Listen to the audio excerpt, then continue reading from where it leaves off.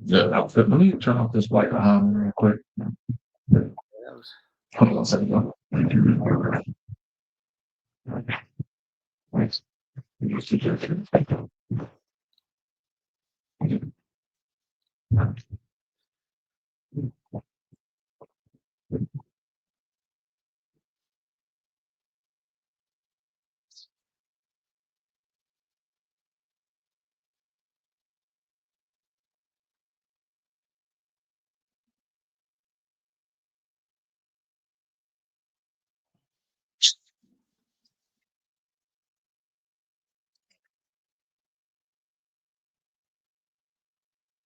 Boy, they can't stop us, man, no matter how hard they try.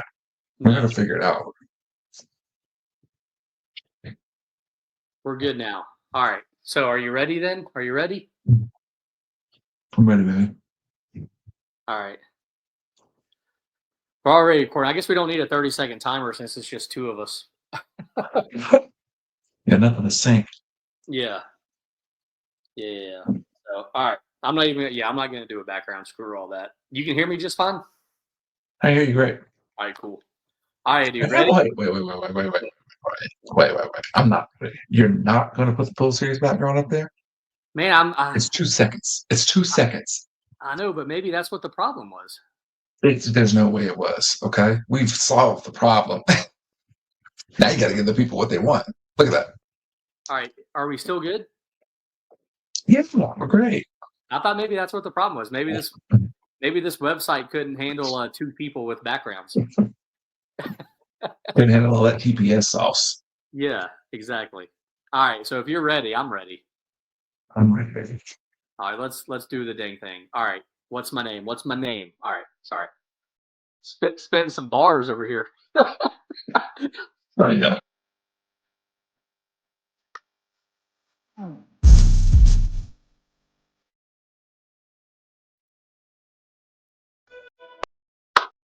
TPS reports we're here. Just the two of us. Just the two of us. We got Justin and Pat Dixon. Pat, what's up, dog? What's my guy? How you doing, man? Good, man. How you doing? Can't complain, bro. I got some Heath Bar cookies and I'm ready to talk one pocket. All right.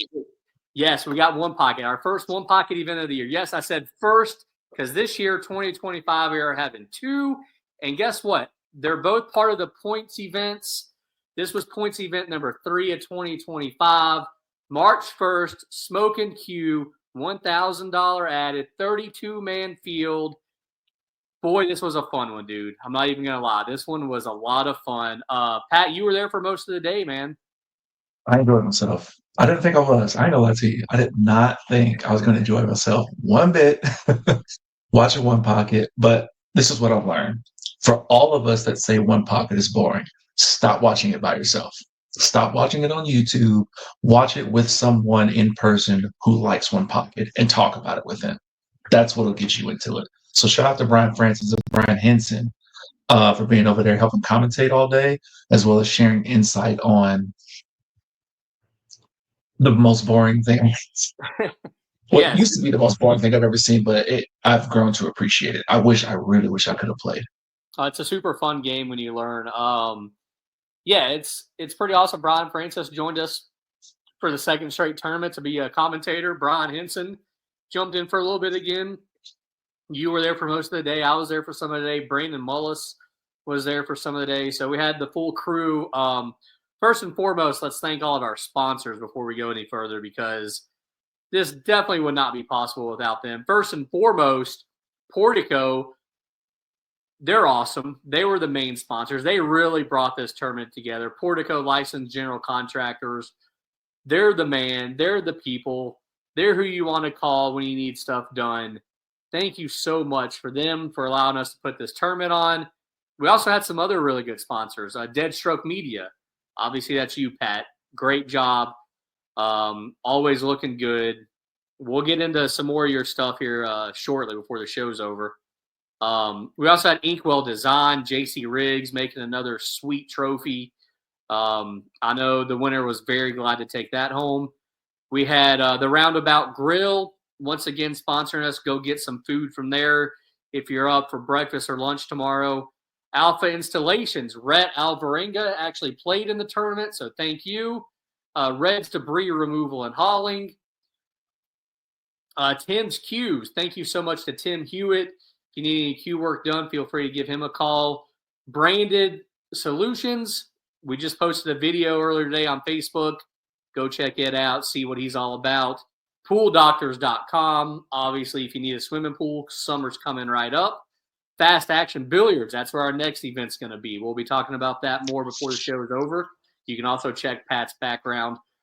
Delta Xi Nu, the charitable foundation, golf tournament coming up April 4th. It's for charity. Sign up, donate for a great cause. TKO Custom Cues, Kirk Overcash always makes a fabulous cue. We had one of our players in this tournament that played with one, so you can see it leads to some good skills. And that's it. That's all of our sponsors for this tournament. So thank you. Thank all of you guys so much. Pat, this was quite the field. I feel like we had a very strong field this time. Just go ahead and tell me what your first thoughts were about this one pocket tournament when you saw the field. When I saw the field, it was like halfway, who are these people? And then halfway, oh wow, look who showed up. You know, we say this a lot, but I think it's very important to note that in this if we took this one pocket field and said that this is 9-ball or 10-ball, we would be like, oh, there's some pretty decently high skill level players in this one. I think the average Fargo was like a 550 or a 560 in this, so it just shows that the competition level is going up. But I think we definitely see more of more of that middle ground with the competition in one pocket versus a bunch of like 700 Fargos like we would, like a 9-ball event up in Raleigh or something like that. So absolutely, and one pocket does bring out a different crowd. Hopefully, we see some of these people come back for some of our 9-ball or 8-ball tournaments. So we did, like I said, have a full field of 32 players, paid out a total of $4,390. That's our biggest payout of the year so far. And two things that stood out to the term for me in this tournament were A, it was the biggest payout of the year, and two, it ended the earliest out of all of our tournaments so far. The third tournament, it ended the earliest. Were you kind of surprised by how? I mean, it's a race to 2, but were you kind of surprised by how quickly some of these matches went? absolutely. Absolutely. I thought for sure each match would take about an hour and a half, 2 hours a pop, just considering what the game is. Yeah. But no, these guys came out wanting to play some offensive one pocket. Brian Henson and them were even talking about, more old school one pocket from guys like Robin Hill, where he will just play defense until he can't play defense anymore. So fun to watch. I think that's the main reason why we saw some passion matches. We had a lot of newer age one pocket players out there. Yeah, one pocket's definitely changed throughout the years. I remember when I first started playing one pocket, 20 years ago, or 17, 18 years ago, whatever it was definitely way more defensive. And now it went through a phase where it was just all offense. And now it's kind of evened out where it's somewhere in the middle, I think, where you got to be offensive but defensive. Because there was a time where 5 or 6 years ago, it was just all offense. And honestly, I thought that's when the game was the most boring. Because then it was just, okay, whoever makes a ball is going to run 8. Yeah. Were they trying to get it more spread out when it was all offense versus now? Because now I feel like it's played more so almost like a snooker rack. Like you leave everything in the pack until you have to break something out of it. Yeah, for a while there, it seemed like everybody was just trying to break the stack open as quickly as they could. Now we're going to break it open when we feel like we can run 8. It is like a snooker rack. I feel like it's more of like a straight pool. It's more like a straight pool rack, I feel like. If you're playing straight pool, not if you're by yourself playing, because obviously if you're just playing by yourself, you do break the stack out. But, if me and you are playing a game of straight pool, I feel like that's how you're kind of playing one pocket now almost. Mm-hmm. Yeah, that makes sense. Yeah. So I guess, long story short, it was enjoyable. It was enjoyable because it was like this middle ground of one pocket, like you're talking about, where it's using both offense and defense, not necessarily the one heavily over the other, unless you just come from that era. It built the anticipation for when they did get that breakout. Yeah. and they did see 4 or 5 or 6 balls on the table. And now it's like, okay, here's the shot making aspect of it. And like seeing someone switch up their stroke from a one pocket stroke to say like a rotation or an 8 ball stroke, because they know they're trying to get 3, 4 balls. And then they know after this, I got to go play defense again. So it made it really interesting. And again, it's always, as someone coming into it brand new, it's always great when you can sit side by side with somebody and talk about it and bounce ideas off, and they're telling you like, no, look for these things because this is what they're trying to do. So it was a super enjoyable day. Like the whole day. I don't think we had a bad match on stream all day. And we probably missed a lot of good ones off stream as well. Oh, definitely missed some good ones off stream as well. Let's go ahead and get into the players that cash. Obviously, we pay out 8 spots like we always do, a quarter of the field. First and second place was they split at the end, but the guy that won the hot seat, Mike Davis, that's back-to-back one-pocket events for us that he's won. Second place, Hunter White. Third place, Robin Hill. First time he's played in one of our one-pocket events. Fourth place, Scott Howard, drove all the way from Tennessee. Fifth and sixth, Cliff Stout and Ricardo Garcia. And seventh, eighth, Hank Powell, also 2 straight cashes in our one-pocket events.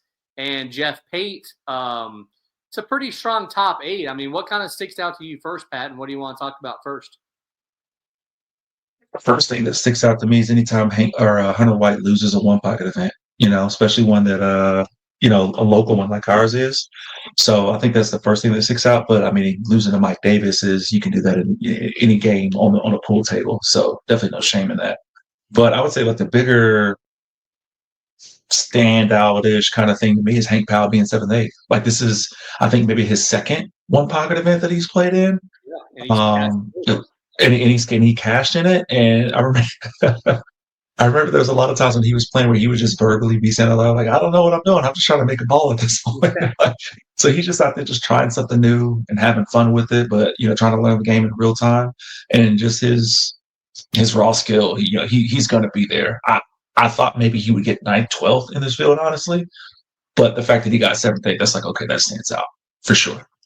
Yeah, for sure. I love Hank Powell actually plays the game pretty well. And I told him, I'm like, man, maybe this is your best game. Maybe this is what you need to start focusing on. I mean, but then again, he cashes in almost every pool series event he cashes in. You can go check out his player card on our Facebook, and you'll see he had like, what was it, 8 cashes out of like 11 events or something like that. Yeah, he's getting in the money. Yeah, exactly. I mean, there's a 70% chance at least that he makes the money in our tournaments. I think one thing that sticks out to me is Mike Davis went in the tournament. He struggled the first 2 events of the year, didn't even cash in Raleigh. And, maybe it was kind of like, what's going on with Mike? Maybe he doesn't, maybe he's not a pool series fan anymore. Maybe he's struggling a little bit. Now here he is with the W. So is Mike Davis back, Pat? Is Mosconi Mike? Is he back now? If you win the second 2 one pocket events in a row, but then you also come off of let's call it a pool series slump, Yeah, and you beat Hunter White twice in one pocket, yeah, I think you're back. yeah. I think it's maybe he just gets off to slow starts to start the year. Maybe he didn't practice any over the winter time. Because in my mind, when he's not playing in a pool series event, he doesn't play any pool at all. I don't know if that's true or not. We are his only source of income. Yes. He was in the Bahamas spending all that pool series championship money. That's what it was. That's right. That's right. Exactly. Yeah. Let's talk about Hunter a little bit though. This is basically the third time we've had this format for a one pocket event where it's just a race to 2. He won the first one easily, loses 1 rack the whole day. Then last year, he didn't even cash, and now this time he doesn't win. Is Hunter maybe not built for the short races, you think? I wouldn't say that. I would just say in short races, anything can happen. So when you're playing somebody to the caliber of Mike Davis, you have to come out. You have to be in your best form at all times, pretty much around somebody like that, Hunter included. So I wouldn't say that, but I would just say that Mike Davis he was just a better man today. That's all it was. Absolutely. I think so too. And, I even talked about this at the start of the day. Being a race to 2, I really felt like this field probably had 20 players, I think, that could probably potentially win. I think if you gave them, if you broke it down percentage wise, where they all equal 100%, I think that you give at least a 1% chance to 20 players in this field, which is inc- incredible. I think it's crazy. I think it's, unheard of, really. But that's how many good one pocket players there were this weekend. Right. Robin Hill, man, never heard of that guy. Never seen that guy before until the one pocket event, and he shot super well all day. Yeah, and I think for all of us that have been around Charlotte for longer than you have, we know Robin. I've known Robin for probably as long as I've been playing. He's been around, and really, he's always been like that guy that's like, he's one of the best one pocket players in Charlotte.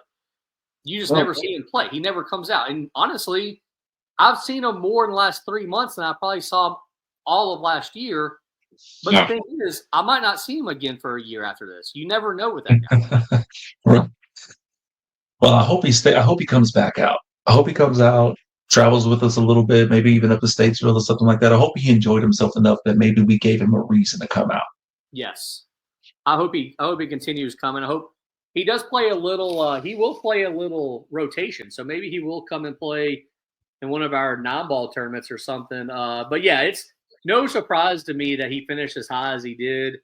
I feel like he was one of the players I expected to cash, even though not too many people knew him or not too many people know what he's capable of. Another player I thought that would cash, and I actually had this guy as one of my top 4 at the beginning of the day, and that is Scott Howard, who got 4th. And that's another guy you probably didn't even know, right? Yep, never heard of him. But he has such a strong game. Yeah. Yeah, Scott. Especially if he gets a couple balls out there in the middle of the table, oh, he's going to run these. Yeah, Scott's actually a very good rotation player as well. Really good banks player. Just a pretty solid player all around. He's from, a small town in Tennessee. And honestly, you hardly ever see him in this area. But, I mean, I've known Scott for a long time. He's beaten me a few times. I've beaten him a few times. And he really is, I think, one of the strong players. And like I said, I had him on my big board. I had him as top 4 in this tournament to start the day. Did he get himself in the Calcutta? No. Let's see, I have it right here. Matt Collins got him in the Calcutta. No, Robin got himself for $20, and I told him that it'll never happen again. Is that not right? I thought they said he got himself for $20. He got himself, yeah, but for 60. That still ain't gonna happen again. Yeah. He didn't. He definitely did not go for 20. So Scott Howard, I think, getting 4th place was no surprise to me. I actually like the way that Scott plays. Next up, 5th, 6th, you had Cliff Stout and Ricardo Garcia. So I didn't know Cliff. Cliff rode down with Scott Howard from Tennessee. And I kind of liked this game. He just kind of struggled along, I feel like. I feel like maybe he wasn't playing his best, but he kind of, found a way to finish up there. And Garcia, obviously in Charlotte, we see him a lot. The dude loves one pocket. He was actually, as the tournament was going, he was kind of my sentimental favorite, I guess, because you don't ever see him really play in these bigger tournaments. But I know he loves to play, and I know he loves to play one pocket. So I was getting excited to see him win some of these matches. Yeah, the same way. You're always going to root for the hometown heroes. You know what I mean? Especially like you said, when they don't really come out that much, or you know them from being a strong player elsewhere. Yeah. Cliff, I didn't know. I don't think I saw one match of Cliff's. He might have, maybe if he was on the stream table, it might have been during that hiatus. No, not at all. Yeah, so I didn't get a chance to see him. So hopefully he comes back out as well. Yeah. Whether it be rotation, but definitely the next one pocket event that we have, and we can put him on stream. Yeah, he was a really nice guy. He's got some good wins. Yeah, he was a really nice guy. I talked to him for a little bit. I guess he's been to the Derby City a couple of times. He really loves pool, it seems like. So hopefully he continues to come back. And I guess the last person in the top 8 would probably kill us if we don't talk about him. That's Pate the Great, Jeff Pate. First time he's played all year. So making a statement, man, saying, hey, don't forget about me. I finished 3rd in the championship last year. Y'all don't forget about Mr. Pate. You know what? To be fair, I think a lot of us have. I'll throw myself in that hat as well. I don't know if I go as far as say forgot, but definitely he's been kind of towards the end of play. Because, early on in the pool series history, like Jeff was always in the money. Like I feel like Jeff is what Hank Powell is now. You know what I mean? Always cashing high, always in the money, always close to winning. A couple places out of winning. and then it just seems like maybe he took a break from pool altogether. But Well, so we're well, seeing. he's like in the same boat as you. You know, he got like a 1-year-old or 2-year-old. Oh, So I got to talk to Jeff about that. So yeah, if he's in that boat, then brother, I feel you. Okay, yeah, he's got like I think he's got like 5 kids. I think. man, bless him, bless Yeah. his heart. So So, well, that yeah, makes sense then if he's, if he's been taking care of the kids and been just, it's been daddy time with them all day. But so, oh so nice to see him back out and playing more, man. yes, absolutely. That's 2 straight weekends that he played. Congratulations to his Masters team also for winning the trip to Vegas from the Charlotte area. And stuff. Yeah. Man, that pretty much covers the top 8. That was a pretty strong top 8. Like I said though, there was probably 20 people in this tournament that I thought that maybe had a chance to win. Here's a couple that didn't cash. I'm gonna go ahead and name you 3 people that I thought would cash that didn't, and you tell me what you think. First off, right off the bat, the guy that got second the last 2 years, Rob Leeper, kind of a tough draw. Started off on the stream first round against Hank Powell, lost, and then loses his next match. Actually, it was 2 and out, and then 2 other guys I thought that would cash both finished 9th through 12th, and that's Gatlin Askins and Dean Welch. Dean, who's cashed in a few of our one pocket events, and Gatlin, who's a very strong one pocket player from South Carolina. I thought all 3 of those guys would be in the money or had a great chance to be in the money. So for none of them to make it was kind of a surprise. I don't know, Pat. What do you think? I mean, you might not know Gatlin very well, but I mean, were you expecting Rob to be up there again? Were you expecting Dean to be up there again? Is there anybody else that I left off? I don't know that you left anybody else off. I mean, you already made a great point in saying like 20 people could have, as slim as they are, they'd have a chance to win in this field. Um, I think something that stands out to me about Rob that you mentioned, he lost to Hank Powell, right? And then who else did he lose He lost to? to Jack Krish, who works at Smoking Cube.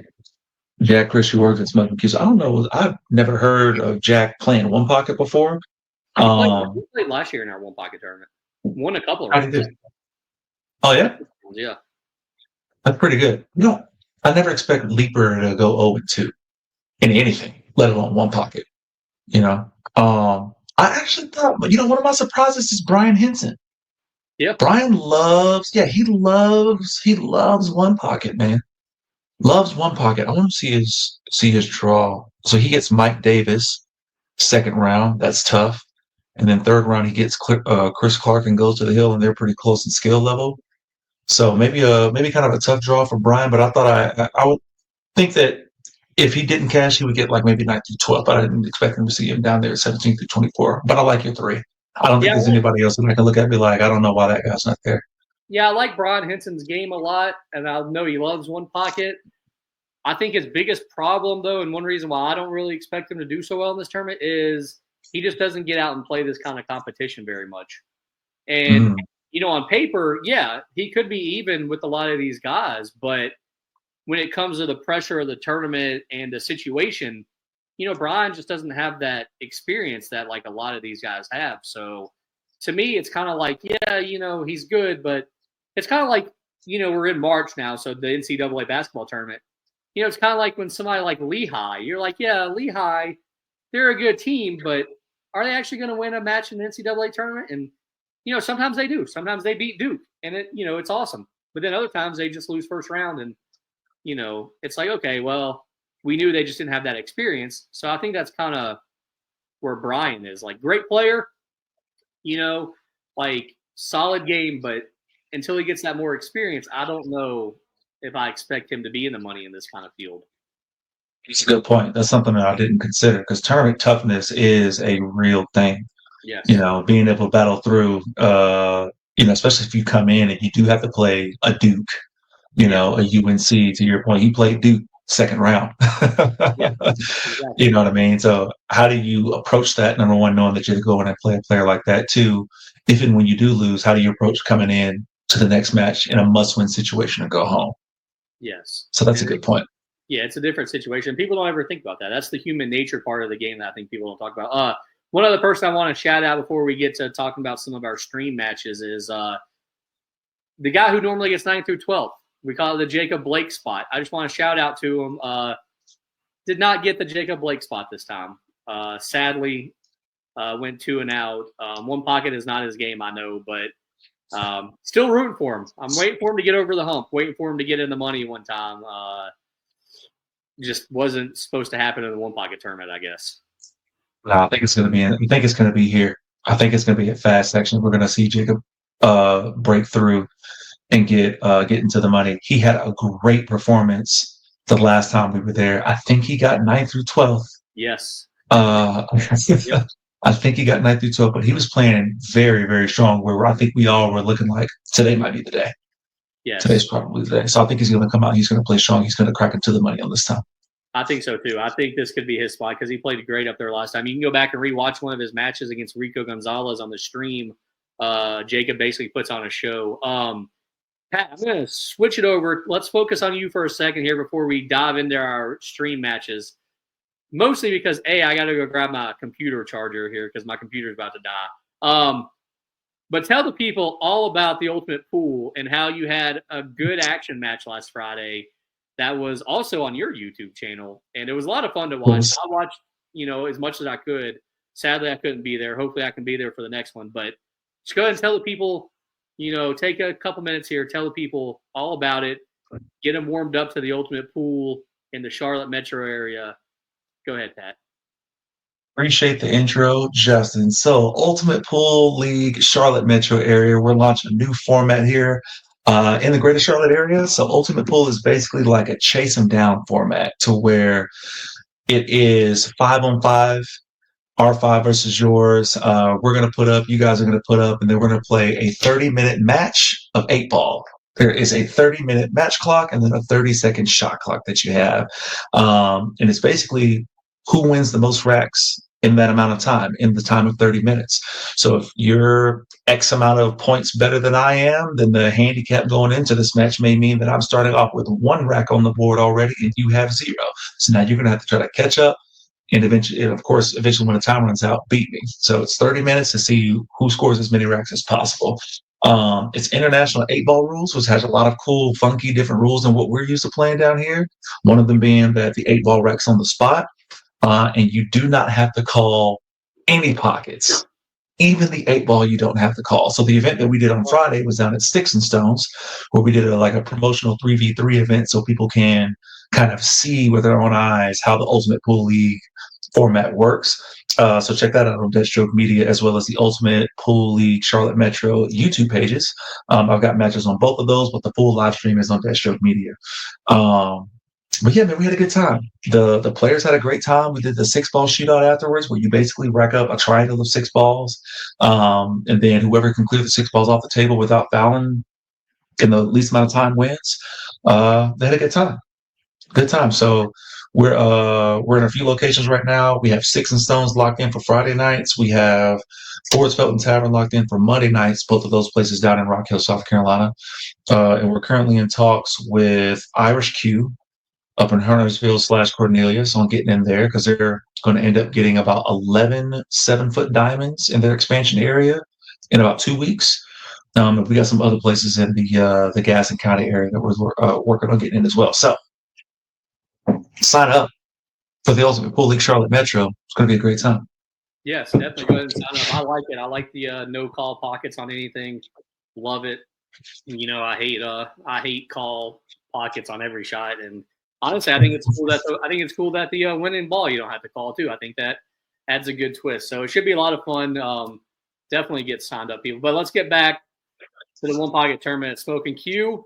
Let's get into the stream matches now. We had some good matches on the stream, Pat. You were there for most of the day. We started off, like I said, with Hank Powell and Rob Leeper. Right off the bat, great matchup. I think Hank wins in the 3rd rack. Pat, what's your thoughts on that match, man?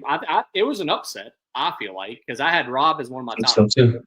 Yeah, I had Rob as one of my top 4. So, yeah, I think what was your thoughts on the match? Did Hank just outplay him? Like, what happened? Yeah, definitely it was an upset because Rob is definitely supposed to beat Hank in a one pocket match race to 2.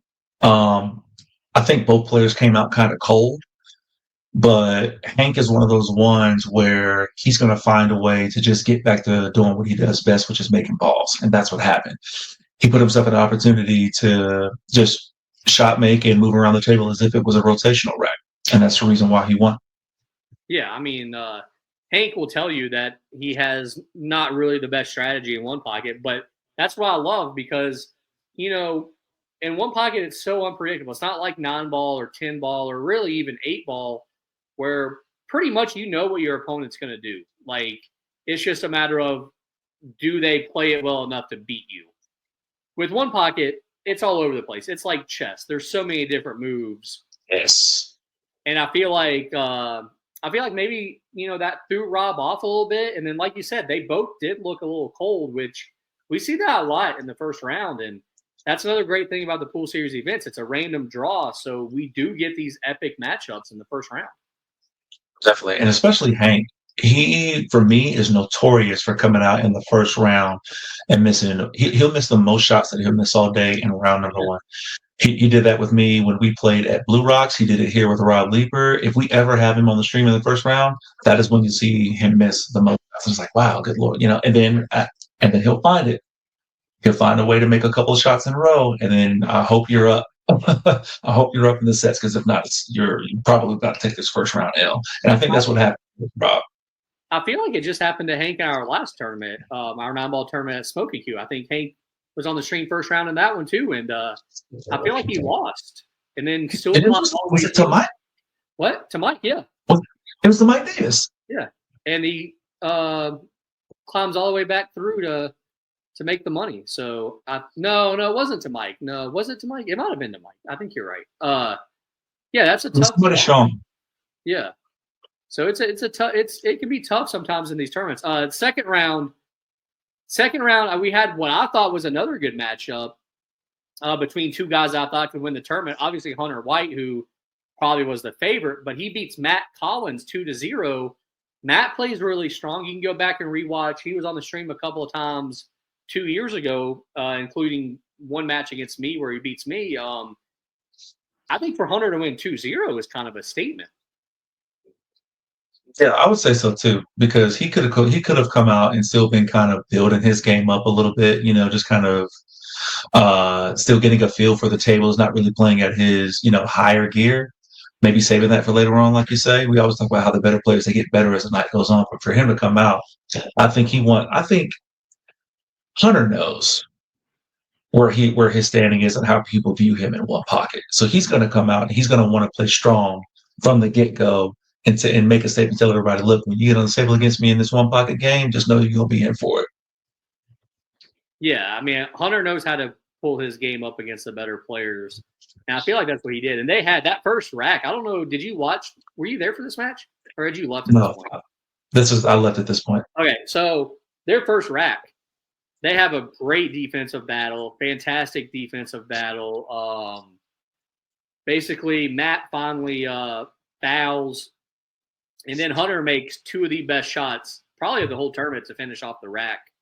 Definitely, if we get any highlights from this tournament, maybe that can be spliced into one because his last two shots, he makes a pretty good cross bank and then a great 3-railer. So pretty impressive. And then, so Matt definitely had his chance. If he doesn't foul there, I feel like he was in a great position to probably win that rack. But the foul kind of changed everything because it left Hunter a shot and it puts Matt down another ball.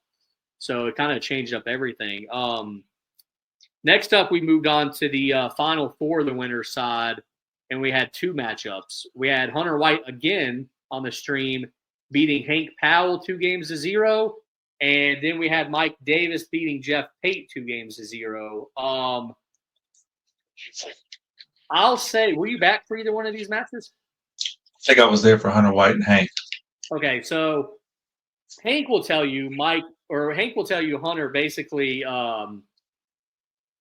does what Hunter was supposed to do. This was basically like when, a great basketball team plays another pretty good team and the great team just says, hey, we're supposed to win and we're going to win. It's basically what happened. That's basically how Hank described it, and that's basically what happened. Mike Davis and Jeff Pate, I feel like Jeff didn't play his best, and Mike made him pay for it. Is basically what happened. Yeah, yeah, definitely. Both of those guys did what they were supposed to do, Hunter and Mike. I Yes. think once we see their names, especially on the one pocket roster, it's inevitable. When are we going to see them two play each other? Because that's what it's going to be.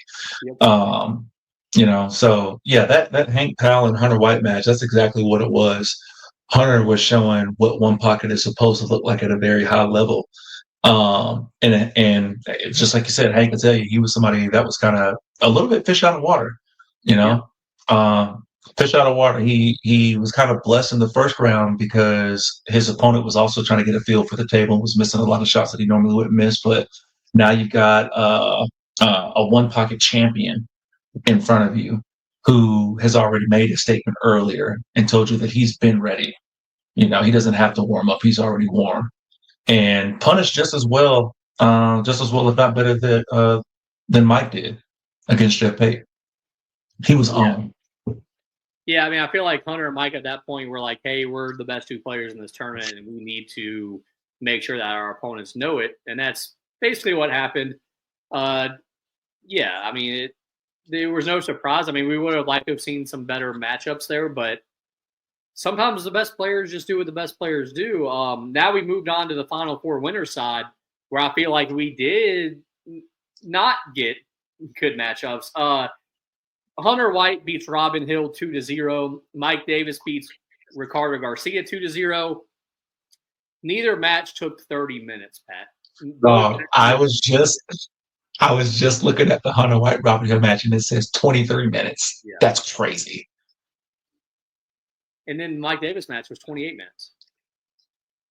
So again, all they did was they just picked it up. They just picked it up another gear in this match, making sure that once they get, because they know they're going to the hot seat, and then they know that they're going to be meeting each other there. So going ahead and being in that stroke now, let me get in stroke now. It's all been building up to get to this hot seat match where I know I'm going to have to face this guy. Somebody's going to go to the B side, but that's okay because I'm going to see you again, and we can figure out if we're going to play again or not. So no, they were both in stroke. That Robin Hill match was crazy to watch because Hunter absolutely ran through him, and even Robin was like, "Ain't really nothing I can do." Yeah. It's like, yeah, you're right, bro. There's nothing anybody could do on that. And Hunter was making some outrageous shots, crazy breakups, man. Like it was really really nice to watch. It was one of those things where I've been saying, don't watch One Pocket by yourself if you're new to it. That is a one pocket match you could watch by yourself if you were new to it and you would enjoy it. Yeah, it was. I mean, I said that there might have been 20 people in this tournament that maybe had a chance to win, but I think the two people that had better than 15% chance to win, if you break it down statistically, was Mike and Hunter. So at this point in the tournament, it's like, okay, we got to win. We got to get to the spot we need to get to, and they just really showed it. It's the only way for Garcia or Robin to win those matches was for them. It needed to be a long match. And if you tell me that both those matches are under 30 minutes, then I think Mike and Hunter win. And that's basically what happened. Exactly. Yeah. I mean, I was gonna give you like an opposite way analogy, like you want that to be a longer match between them, but honestly, a longer match just probably means that you're just having a duck and hide 100% of the time. Like either way, if you go up against those guys, it almost doesn't matter. It almost doesn't matter, because even with a long match, like yeah, maybe you're still in it, you're dragging it out, but who's gonna blink first? I got my money on Hunter White or Mike Davis not blinking first before you do. For sure. For sure. That leads us now. We switch over to a B-side match. We get the seventh place matchup, Hank Powell and Scott Howard. This is your first look at Scott Howard. And once again, we get Hank Powell on the stream. Scott beats him 2-0 in another match that takes less than half an hour. Just your first time seeing Scott, Pat. What did you think about this matchup? Your first time seeing him, and like I said, he's a guy that I think is top 4 in this tournament. I thought he was going to get third at this point when he came out and he beat Hank the way he did. It I thought the way that I saw him play was third only behind the way I saw Mike and Hunter playing their matches so fast that we just talked about. So I thought he was going to get third and didn't know anything about him up until this point. Yeah, I think Scott, that was the best I saw Scott play all day. It's funny because Hank told me afterwards, he's like, both matches I lost, my opponents just played perfect. It was definitely true in this match right here. Scott played perfect. Hank, sometimes when Hank does play good enough to cash in these one pocket events, but sometimes when he goes to play a guy that really knows how to play one pocket, it shows. And Scott really knows how to play one pocket. I actually really like Scott's game. I think if you were to ask me who my two favorite one pocket players were in this tournament, style wise, it would be Mike Davis and Scott Howard. I love how both of them play one pocket. I think it's a good way for beginners such as yourself to study how to play one pocket. So maybe you can go back and rewatch this match and take something from Scott's game. Yeah, I agree. I think there's quite a few matches, but definitely this one for sure is one to go back and watch. And maybe the Cinderella story. I know we like college basketball references around here, so maybe that Creighton Cinderella story would just its time was up. Now you're playing Syracuse, and Syracuse is trying to get to the Elite Eight, so it's time to show you what Syracuse. you know. Well, first of all, Syracuse. I didn't know this was 2003 that we're doing this in, but yeah, I get your point though. I get your. All right. I'm trying to pick some D1 programs. Yeah. All right. Let's move on. Let's move on to what might have been the best matchup on the stream all day was the hot seat match, Mike Davis and Hunter White. I think this was the best match on stream all day. Mike beats Hunter 2-1, and this was a really, really close match. And it was probably, I think, right towards the start of the third rack when I said, I think Mike might actually win this match. And he sure did. Pat, what did you think about this match, man? This match all day. Yeah. You get the two Titans giving you a championship match before the championship match. Yep. If had they actually played and not split, then we would have been blessed with basically watching two grand finals. That's how I view the hot seat match when players like these, get together. But Mike just made less mistakes, and I feel like this was his best match of the day by far. As strong as he was playing all day, he was also doing what he was supposed to do with each of his opponents. But it's such a toss up between him and Hunter. But in one pocket, I'm going to always give the edge to Hunter between those two, honestly. Yeah, he was playing the best that he played all day at the right time against the right guy that you want to have your best game with you. So it's only appropriate that it goes to the hill with these two. I agree that it was probably Mike's best match, and I'll also say I'm not sure Hunter played his best game in this match. But it was a fun match. I think it showed two different styles of one pocket, and I think it showed just how great both these guys are. And obviously, this is a match that you want when you come to a tournament like this or when you're watching a tournament like this. You want the two best players to play at some point, and I was really glad that we got to see it. Yeah, it makes the splitting hurt a lot less because at least you got to see a great match from them earlier in the day. Exactly. Next up, we go to the fourth place match. Robin Hill beating Scott Howard 2-1. This match took an hour and a half. This might have had the most exciting finish tenny match maybe that we had on stream. It came down to the last ball of the last game. I'm not sure if it was the best played match because I feel like both guys missed balls that they should not miss. And I feel like they both gave up shots they should not give up. But it did have the best finish, the most exciting finish. I mean, anytime it comes down to one ball, it's exciting. And again, I think this was two different styles of play. And I have kind of a lot to say about this match. So I'll just go ahead and get your thoughts first before I kind of dive into it a little bit more. Yeah, I'll keep mine short and sweet then. Definitely an exciting match. One of the more exciting matches of the stream. This potentially was another championship match. To your point, you know what I mean? With that 1% to 2%, whatever it could have been, I think these guys might have had maybe a couple more percentages going their way for folks that could have won the tournament. And it just came down to Robin made less mistakes when it mattered most. Yes. And I believe that Scott made 2 or 3 balls worth of crucial mistakes. And that's the reason why That's a heavy reason as to why Robin won.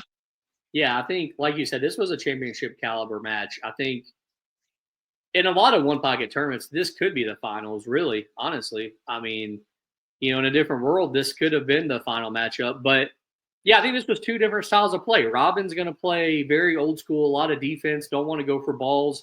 Scott, A lot of defense. yeah, Scott wants to get a little crazy and kind of go for some stuff. And I think that really kind of affected Scott because I think he just got tired of all the defense and got nervous because he knew, like, hey, if I don't make this ball or hey, if I give up a shot, he knew if he left Robin in the right position that Robin would capitalize, not by running out, but by putting Scott in a worse position. And I think you saw Scott miss balls that honestly just surprised me a lot. Yeah, Robin really, especially towards that last rack. I think there was maybe 3 or 4 balls left on the table, and he started turning it into an up table game. Yeah. Everything was on the other side of the table, forcing Scott to make something happen. Like Scott had to choose to be more aggressive. And to your point, maybe that's what it was. Got maybe a little bit mentally tired of having to do that, and he wants to use his shot making and that shot making prowess to get out of this in advance. But probably being old school and being as patient as he was, kept playing defense all the way down to the last ball. I don't think he ever attempted a long table bank. He just No. kept playing defense, and made Scott do something. And Scott was close, but ultimately, patience won. Yeah, it was actually really it was a fun match to watch. Like I said, they both make mistakes, but it was still a fun match to watch. That leads to our final match of the tournament and final match on the stream. Hunter White beating Robin 2-0. So Hunter beating Robin again. Robin only loses to one player the whole tournament. I don't know about you, but as I'm watching this in the first rack, I think Robin got up I think he was up a few balls to 0 maybe or something like that on Hunter. But there was never a moment where I thought that he was going to win this match. Yeah, same, same. I think Hunter even like gave up a foul to go -1 Yeah. at one point during the match too, because it was just the right play. So he was even telling you that I don't really care what the score is. I'm just going to make the right play because I know that I'm going to win this match. Maybe it's not, I'm not going to do it in 23 minutes like I did in the second or first round or whatever it was. So this match did last like 3 times longer, but Yeah, this was his but I'm third going to round. win. Yeah, yeah. But Hunter believed he was going to win. He knew he was going to win. He was right. He was supposed to win this match. Yes. So it kind of ended the way that we thought it would, and then sadly, Mike and Hunter decide to split. Mike gets to go home with the awesome trophy. Mike got a lot of points to go towards our point standings here after 3 events. Mike is now in first place. So are we are we going to get a repeat from last year, Pat? You think Mike's going to repeat as points champion? It's looking that way so far. I think ooh, Hunter's got a chance to do it. If Hunter keeps coming out and he keeps playing, I mean, he's at that caliber of player that he can challenge Mike on anything. He can challenge Mike in rotation right now. He can definitely challenge him in one pocket. I always have him as the favorite over Mike in that area. So it's going to take him as well as a couple of other big dogs to really come in and to be able to challenge Mike. Like Brunel's got to get back into the swing of it. We need to see more of him. Maybe we see more of the Raleigh guys coming out to more of our events outside of just Raleigh. Your Joshua Padrones, your Corey Sykes, your James Blackburn's coming down. Maybe Guama likes us a little bit more and more. Yeah, maybe, yeah. you know. So I mean, at least just enough to qualify for December, because that's really what the tour is about. If you can qualify for December, at that point, it's on. Anything can happen at that point. That's going to be a super fun tournament this year. The Tour Championship, 2,500 added, 64 players. Can't wait. Let's move on to our next tournament. It's at Fast Action. Your background is a 10-ball tournament. First 10-ball of the year. It's already filled up, by the way. So if y'all want in, ain't going to happen. You need to sign up sooner. As soon as you see the flyer, hit that button, message Justin, message the Pool Series page. Say, hey, I want to sign up. Send your money. You get on the list. Because this one filled up. What did we post it? We posted it, the 22nd? We are now at, so we're now at the 3rd. So it's been 9 days. 9 days this thing filled up. 32 players. Yeah. basically, if you want in a pool series event, you need to sign up quick. But Pat, what are you thinking? What's your thoughts on this tournament? How fun is this going to be? We've only been there once before. This will be our second trip. 10 ball. We haven't done 10 ball, I feel like, in a while now. Are you super excited? Mike Davis will be there. Maybe he can win 2 tournaments in a row. Josh Heater will be there. Josh has already won a tournament this year. So maybe we get a 2-time winner. Maybe. I don't think so. I think we're gonna have a brand new winner this tournament. I So think last we're gonna time, have a brand new winner. last time we were there, Clint Clark, the Mhm. owner, won the tournament. He That is, was only right though. yes, he is going to play again. Do you think he wins again? I don't think he wins again. I think he cashes. I think Clint's gonna get fourth. Oh, I think he'll be just outside of the top three. I think Clint is gonna finish fourth, but I think we're gonna have a new fast action winner. And it's I, going to be good. So if Mike and Josh are going to be there, that's going to be a really strong field and a really fun day. They got some good players up around that area. And I think there might be a couple of Raleigh folks that are talking about coming down. Well, yep, the thing's already full up. You yep. got some Raleigh folks on there? Let's look and see here. Honestly, I haven't really paid too much attention to the list, man. I kind of just fill in the names and don't really. I don't, I don't pay too So much that, attention. Yeah, that brings up a good point that you've made and made again. Go on our Facebook page, the pool series on Facebook. Go look at the calendar. It's posted right now for the entire year. yeah. When you see something that you think you might go to, put the deposit down, bro. I Call mean, us. Renal will be there. Um, It easily Brian, snap one off. Brian, Brian Francis is stepping out from behind the microphone to go play.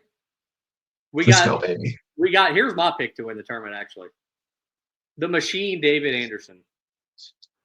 Bro, this might be one of the strongest. This might be one of the best tournaments that we are going to have for this year. Yeah, but This yeah, is shaping up to be no Raleigh people really. okay. Yeah, No worries. No worries. This might end up being one that we talk about, kind of like how Clint Clark won the first one, kind of like how Craig title bound snapped off and jumped into the money. This fast action 10 ball in March the 22nd might be one that we talk about, and we're going to find out why. I think so too. I think this could be a turning point in the season too. I think it could get some people playing more, maybe if they do well, and kind of seeing where they're at in the points also, because that 4 tournaments in, you're a quarter of the way now, or a fifth of the way. You're a fifth of the way, so time to maybe start paying a little attention to that. Making sure you get qualified, and don't forget the top 3 spots at the end will make money as well. So you get first place, you get 1,000, second place 500, third place 250. I mean, that's kind of worth it too. We also got one other tournament coming up, April 5th. We're going to be back at Smoking Q for 8 ball. And we're going to be doing trying a different format here for 8 ball, Pat. Go ahead and tell the people what's up. Perfect format here for 8 ball. We're going to be doing is it Ultimate Pool? No, we're doing races Well, of 2. Races of 2, yeah. Yeah. No. races.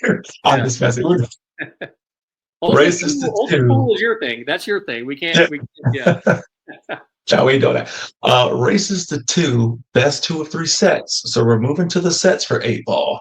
And I think this is the right move. I think this is the right balance of not staying in a tournament till 5 o'clock in the morning, but also still giving everybody a chance. 2 racks. I mean, if it's 1 pocket, it should be 2 racks. But 8 ball, you can move a little bit faster. I think races to two, best 2 out of 3 is going to make it exciting.